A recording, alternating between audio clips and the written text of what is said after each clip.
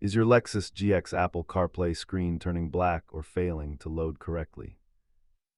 Data shows that 80% of these connectivity issues are simple software glitches that don't require a dealer visit. Let's walk through the manual reset procedure to get your display back in action. Start by unplugging your phone, then hold the volume knob to force a hard reboot of the head unit. If the screen stays black, check your cable for damage and ensure your iPhone is fully updated.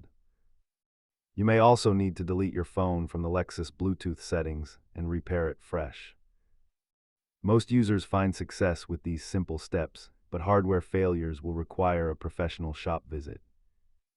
As you can see, replacing the cable is the most common resolution for this specific issue. If you still have a black screen, check your multimedia fuses before calling the dealership for a firmware flash. Keep a high-quality MFI certified cable in your glove box to prevent these connectivity drops from happening again.